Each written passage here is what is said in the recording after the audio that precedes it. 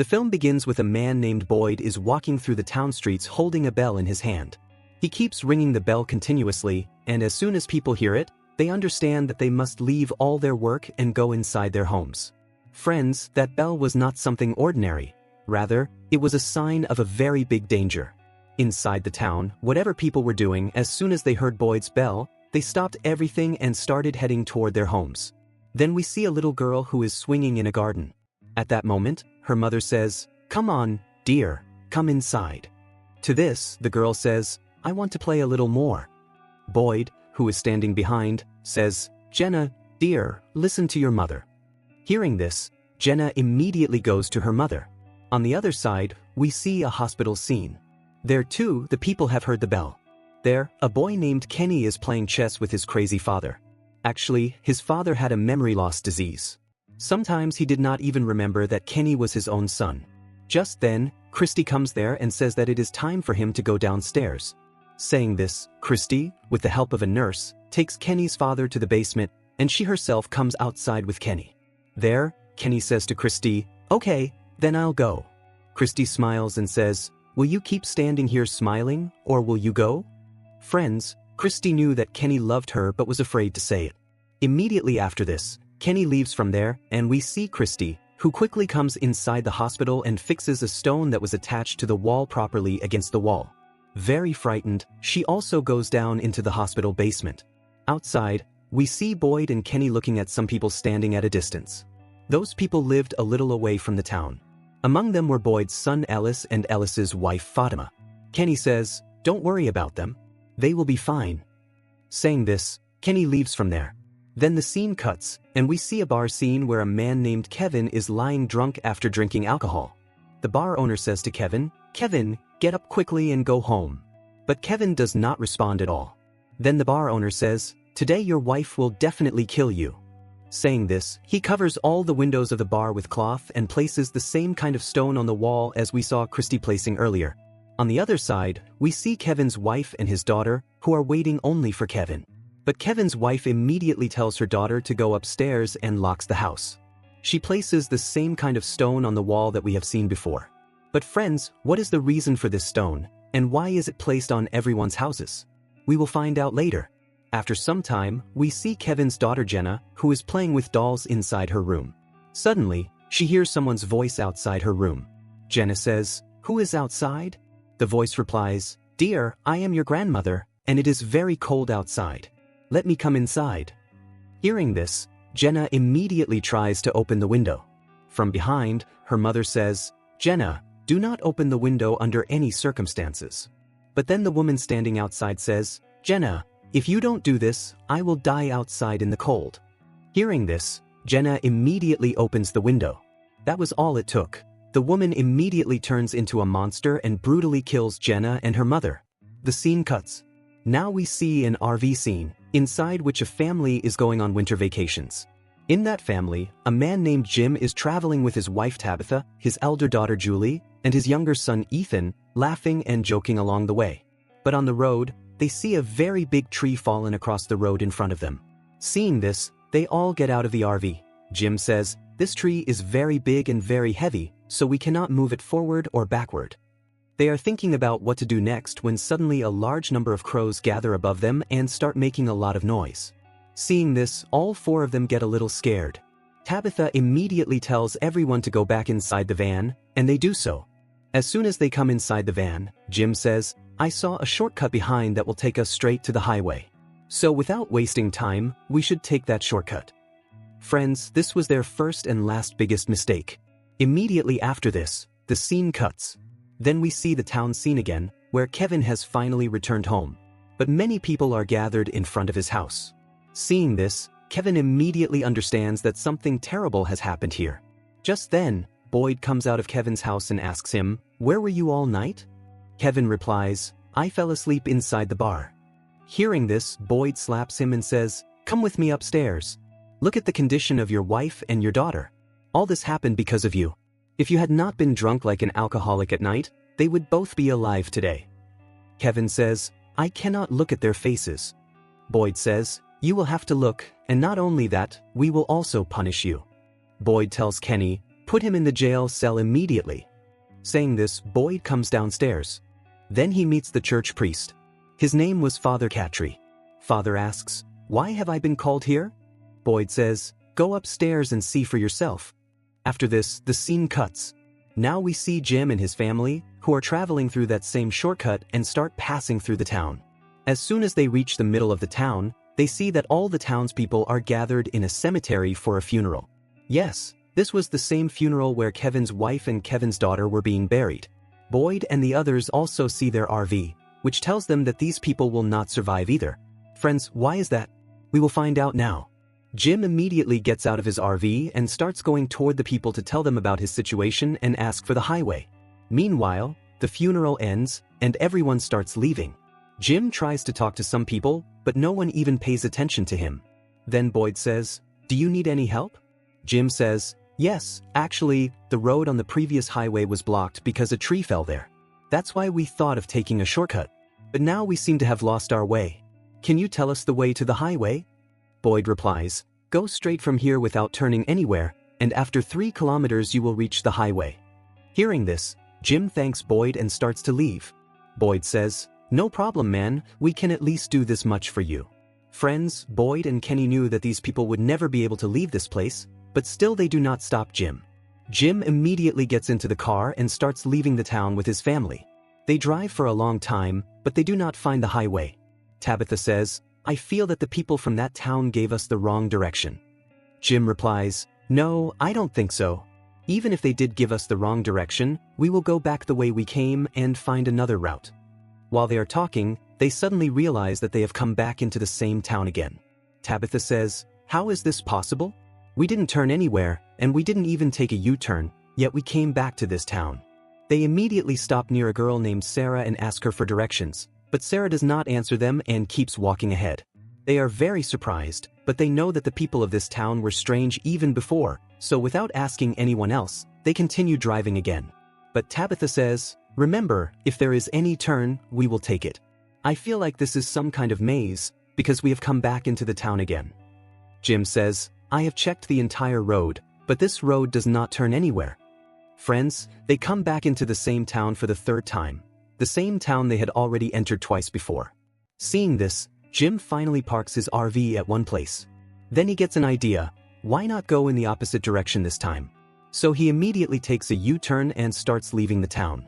Boyd and Kenny are also watching Jim and his family.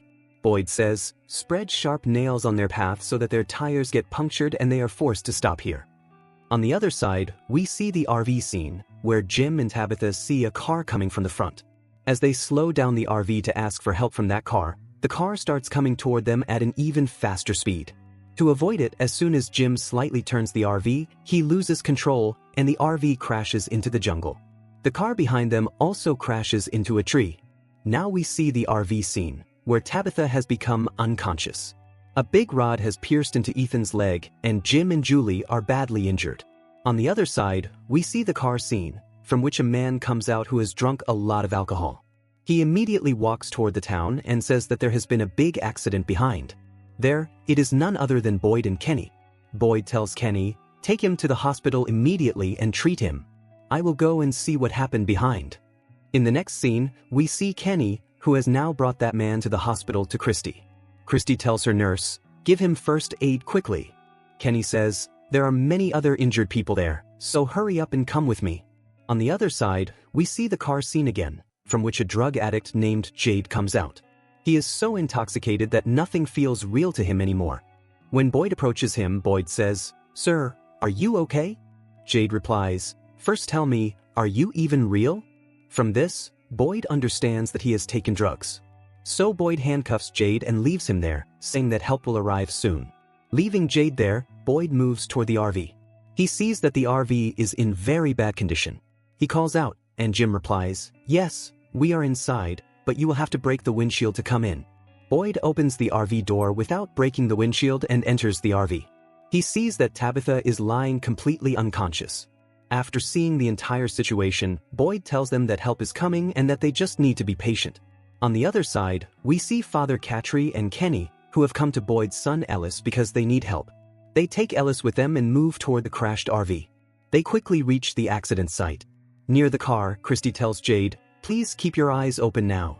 Then Christy and Kenny leave Father Catry with Jade and move toward the RV. Here we see Boyd, who has safely taken Julie out of the RV. Kenny and Christy reach the RV. There, Ellis and Kenny bring Tabitha to consciousness and take her out of the RV. Now only Jim and Ethan are left behind. As soon as Christy sees Ethan's condition, she immediately tells Boyd, "It will take me 3 hours to treat Ethan. But as we know, evening will arrive within half an hour. So tell me, what should we do now?" Boyd says, "We will have to treat him inside the RV." Christy says, "This will be very dangerous, and we have never tried this inside a vehicle before." Boyd says, "Then let's try it today." Hearing this, Kenny becomes very worried about Christy. But Christy says, "Don't worry about me. Take everyone else into the town." Saying this, Christy goes inside and tells Jim, "Go and meet your wife and your daughter, because I will need you here." Jim immediately comes out of the RV and tells Tabitha, "Our son Ethan will be fine." Tabitha says, "They are telling us to go into the town." "Jim, I am not leaving my son and going anywhere." Hearing this, Jim looks toward Boyd. Boyd says, "Look, Jim, whatever is happening here, I cannot explain it to you in this condition and in such little time. So please listen to me and go into the town. You may think whatever you want, but please, at night this jungle becomes very dangerous. I guarantee that nothing will happen to you until morning. When morning comes, you can leave if you want. But for now, listen to me and trust us for just one night. I am not asking for anything more than that." Unwillingly, Jim sends his wife Tabitha and Julie toward the town with Boyd's son Ellis and Kenny, and he himself stays inside the RV with Boyd. We see that evening has already passed and night has begun. Inside the car are Father Catry, Jade, Kenny, Julie, and Tabitha, along with Ellis. As they start moving toward the town, their car tires get punctured because of the same sharp nails that Kenny and Boyd had spread. Seeing this, they immediately start taking everyone out of the car and say that no matter what happens, ignore everything you see inside the jungle. Do not listen to any voice that calls out to you. You just have to keep running. Here the scene changes, and we see inside the RV. Jim now asks Boyd, "What do you mean by saying this jungle becomes dangerous?" Boyd replies, "What?" Jim says, "Do you mean wild animals, or are there robbers living here?" Boyd says, "Look, what I am about to tell you now is something you have never seen or heard in your life." Hearing Boyd's words, Jim becomes very shocked. But meanwhile, he sees that his son Ethan starts having severe seizures. Christy says, "Just keep holding his neck in one position." Jim asks Christy, "What exactly is happening to my son?" Christy says, "He has lost a lot of blood, so this is normal." On the other side, we see the same man who caused Jim and his family's RV to derail and crash. He is lying on a hospital bed. Just then, Sarah comes to him. Yes, the same Sarah from whom Jim and his family had earlier asked for directions, but she did not respond. Sarah comes close to him and asks, "Why did you come here?" The man replies, "My friend and I drank so much that we lost our way." That was all. No one knows why, but Sarah suddenly pushes a screwdriver into the man's throat, killing him within minutes as he struggles. The scene cuts. Friends, why Sarah did this will be revealed later. Here we see the RV scene again, where finally the monsters have surrounded the RV. As soon as Boyd looks outside the RV, he sees that all the monsters are spread around them. They start calling out, "Come out quickly. We have come to help you." Jim also hears their voices. Jim says, "They have come to help us. Won't you let them come inside?" Boyd says, "Look, Jim, all of that is very dangerous." Jim replies, "If they are dangerous, I will tell them to take everything we have, but save my son's life." Saying this, Jim immediately starts going outside. But Boyd grabs him tightly and slams him against the RV wall. Boyd says, "I will let you go, but please don't panic and go outside." Jim says, "Okay, fine." Then Jim says, "They are less dangerous than you. I don't like your intentions. Those people outside who came to help us are better than you." Boyd replies, "They are not good people." Jim says, "I don't know what kind of people they are, whether robbers or good people, but they are far less dangerous than you." Boyd says, "Think whatever you want." On the other side, we see Ellis, Kenny, and Father Catry, who are now moving toward the mansion with all of them. On the way, it starts raining. While running, they get very close to the mansion.